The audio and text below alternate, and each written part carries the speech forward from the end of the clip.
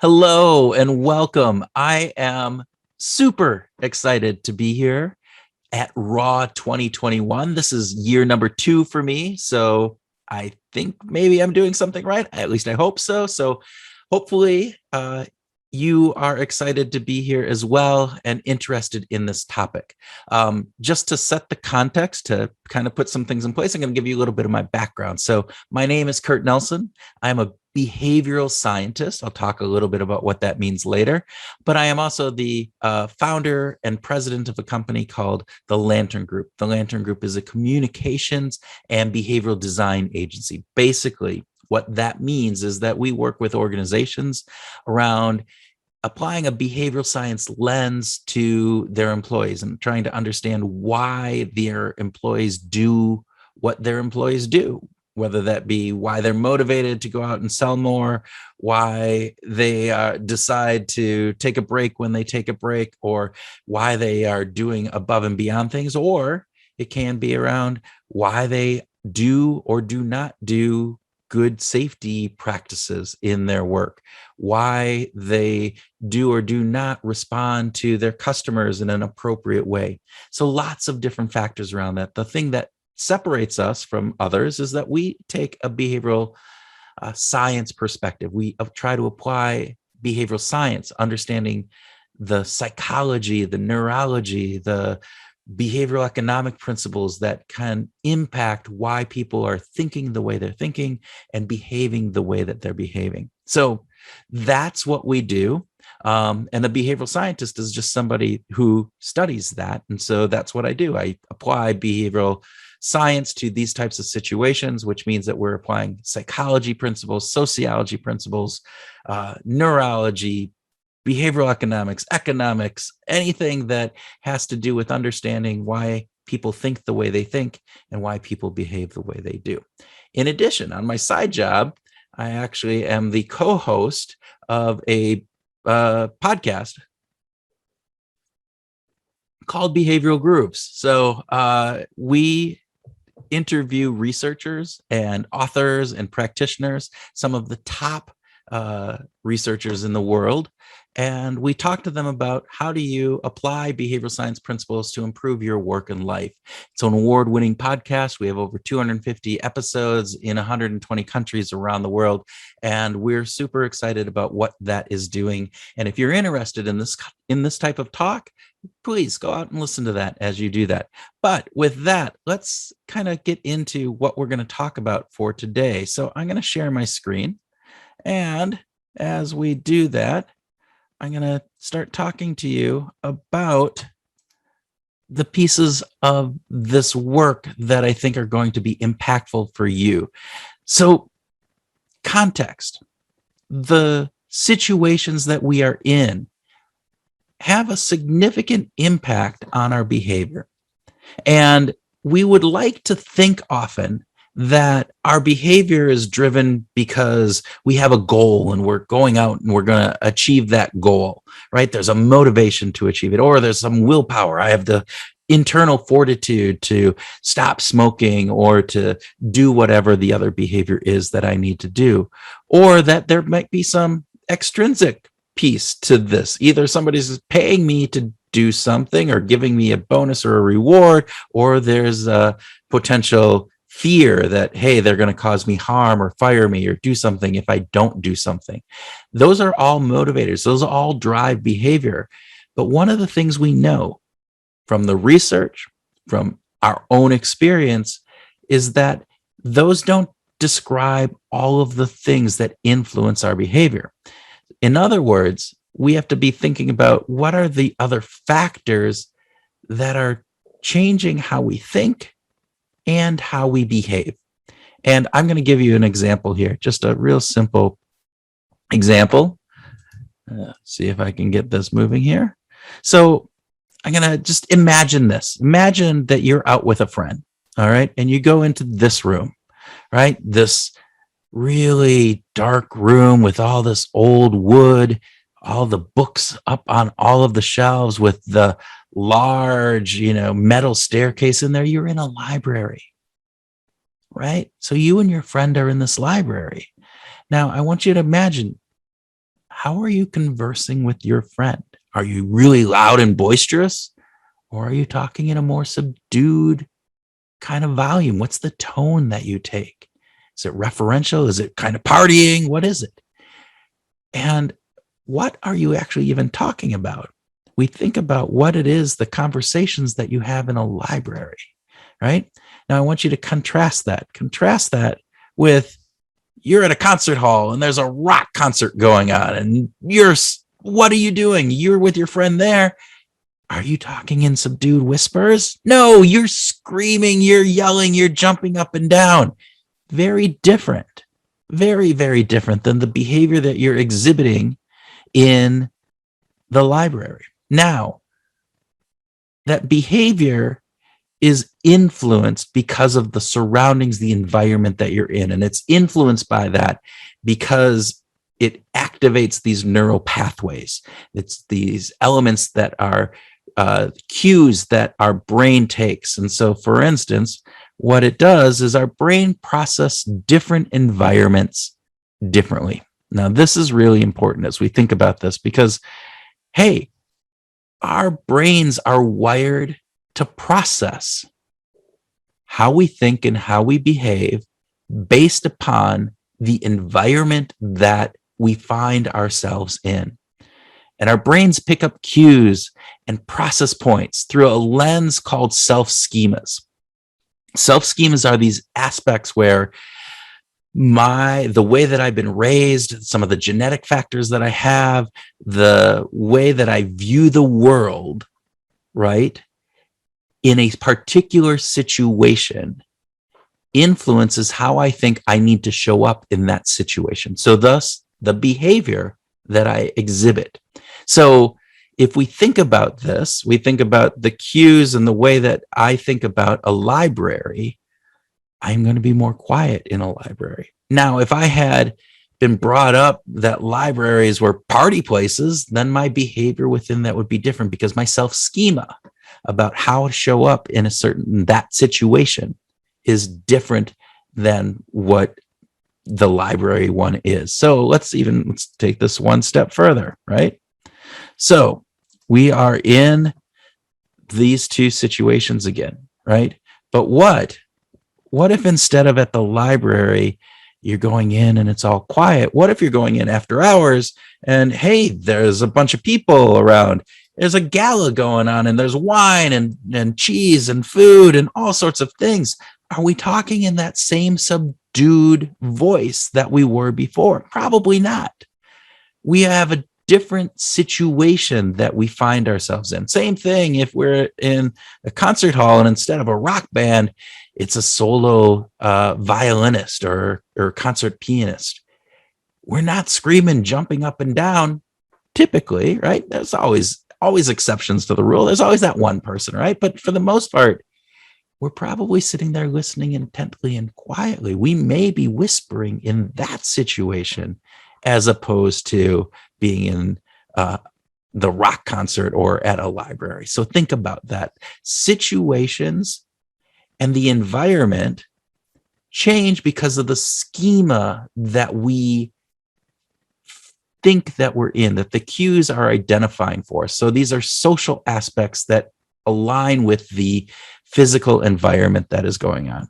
So why does context impact our behavior? So I'm going to talk a little bit about some of the science behind this because I think it's fascinating. And I think what that does is it also provides you with an understanding of why these things happen. So you can then look at this and apply it to your own life, to your own business, to the work that you do when you're thinking about these things. And here's one of my favorite studies. And this goes back to why context matters and the reasons behind it. And one of those reasons is called priming. And so this study, I love this study. The study is based in a wine shop. Basically, they were looking at a wine shop and they're looking at things that are going on. And for 1 week in that wine shop, they're playing German music over the loudspeakers, right? Not loud, obnoxious German music, but just that background music, right? And then in another week, they're playing French music. And again, not loud, overbearing. It's just in the background. Now, the music that's being played probably we wouldn't imagine would have an impact on our behavior. And yet, what the research showed is that, hey, when the German music was playing, sales of German wines increased. And I bet you can guess the corollary on this, right? The week that the French music was being played, French wines had a big sales increase. Now, what's fascinating about this is they actually interviewed people as they were leaving, and they asked them, what influenced your decision to buy the wine? And not one of them said the music that was playing. And yet we can tell that the music did have a significant impact on this. So the music didn't come into why people are thinking. It wasn't a conscious fact of, oh, there's French music playing. That means I should probably maybe buy some French wine. No, what the French music did was it activated neural networks in people's brains that made anything French be more readily available to their mind. So when they came across a French wine, they paid more attention to it. All right. And by paying more attention to it, they're more likely to buy it. Those are some of these subconscious factors that play into this. So that's one example. I'm going to talk about another example here. All right. And this one is one of my favorites too. And it's by John Barge, who has been a guest on our podcast, but he's just a fantastic researcher. And he did this really great study where basically what he did is he had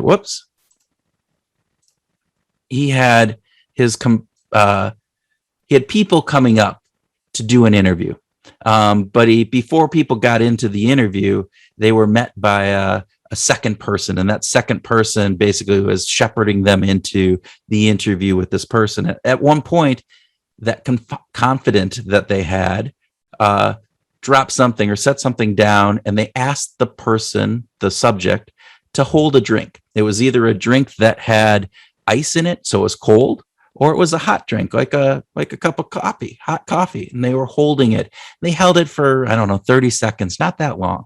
And then immediately after that, they took that person in and they had them do this interview. Now, the fun research part of this is after they had gone into the interview, people had to come out and they were asked to fill out a form. And part of that form was saying, what was the interviewer? How did you think the interviewer was as a person? And the people that had held the cold drinks, they responded that that person was pretty, straightforward, pretty analytical, kind of going, very, very regimented, as they're looking at this.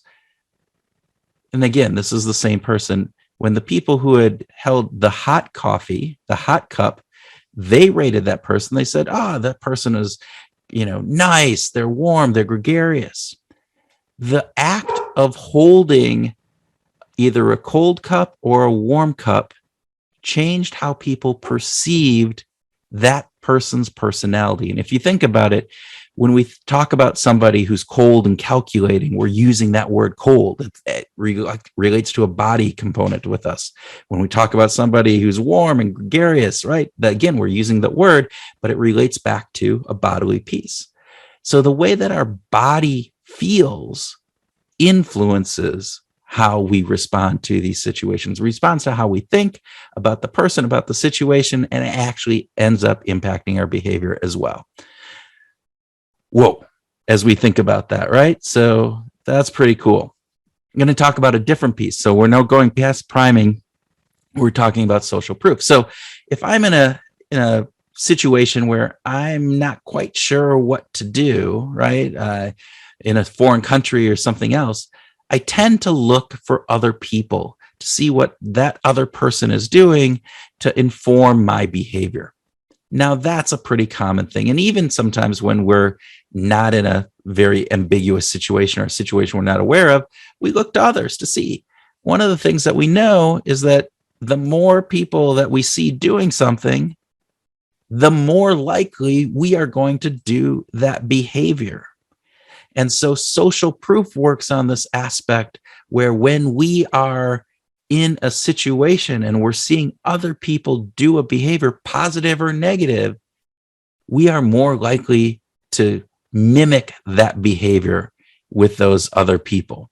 So very key as we're thinking about how our environment, how the context that we're in. So what are other people doing around us? Because that will impact kind of our thinking, our behavior in those situations.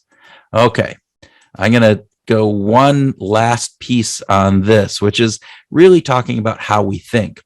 And when we think about this, we're thinking about how our brain works. And there's a researcher, Daniel Kahneman, Nobel laureate Daniel Kahneman, who talks about this dual processing mind that we have, this system one brain, which is very fast and quick. It's the things that we do automatically, that we don't even think about, that we just respond. And then there's the system two, more deliberate thinking that we have. The way that we process time and the way that we think we have to do things really impacts what type of thinking that we do, whether it's a system one or a system two. So if we're primed to make quick decisions, right? Or there's the Jeopardy music and it's getting towards the end and we haven't thought, we have to make a quick decision. We are much more likely to fall into our system one thinking than our system two.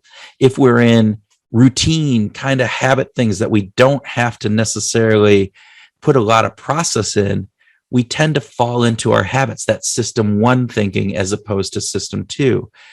If we're in novel situations, new situations that we're not aware of, we tend to put more time and thought into it. So we think more in system two. But there are other cues that can impact this, right?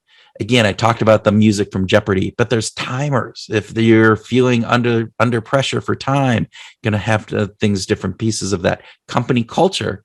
Do you always respond to emails within, as soon as you get them? Various different pieces make a difference in how we respond and how we think about those aspects. Okay, we're moving on. We're getting there. I promise you, we're going to get to some implications of this right now. If I can move my mouse, right? What are the implications? So if I'm working, if I have a job and I'm leading people, what do I need to do? Or even if I'm looking and trying to assess risk, what do I need to do? Well, one of the things that we know is that we should be focusing on cues. Cues are these things that lead to the routines that are reinforced by the rewards that we get. And that's how habits are formed. And so this is a visual from Charles Duhigg book, The Power of Habit. Fantastic book. If you want to go out and get it, I highly, highly recommend it. But we get a lot of our behavior is driven by the habits, and those habits are instigated or started because of that cue, whether it's a click, it's an email that comes through, whatever that would be. Our behaviors are started because that cue starts activating that routine because we've been rewarded and reinforced on that. So what are the types of cues that we need to be focused in on? As we talked about this before, right? There's environmental cues. And environmental cues have powerful, powerful influences on us. So as much as we may not like those inspirational posters that are around the office, they actually can have a powerful impact. There was a study done by Gary Latham, fantastic study, that basically gave call center employees instructions on what to do with their calls or hints on how to do that. One was just on plain paper, and one had that kind of a picture on it of a woman running through a finish line. Well, the call center employees that got the one that had the picture did like 40% better than the other ones in the way that they were trying to elicit donations to a college. So those little things actually do make a difference. But if we're thinking about it from risk, if we're thinking about it from safety perspective, there's a couple things that we know. So we know that an organized desk, an organized office, an organized factory floor tends to activate more cautious, more things versus sloppy. So we are less likely to, be risky or to, let things slide in a more organized way. So if you're an accountant and you have a whole big messy office around you versus a nice clean office around you, it goes into how you process the information. Not saying that you're going to do a bad job if you're working in a sloppy office, but you're more likely to do a more thorough, full job if that office, if that environment, that context you're in is organized and clean. It's a theory called the broken window theory. If you've heard of it, they talked about it in, like, if one window in an abandoned building gets broken, the other windows get broken a lot faster, right? And so it's that idea that you have tapped into some of those neural pathways around there. Another really interesting thing, images of money tend to make us more greedy, various different pieces. And so we're more likely to do things that might be a little bit unethical if we're primed with this money kind of element, as opposed to being primed with pictures of people and babies and other fun things. Okay, maybe not babies, right? Business opportunity, but there is an aspect that if we're surrounded by money, it activates kind of some of those things that we think about. And that mindset, that self-schema that we have can be a negative influence on some of those factors as we're going.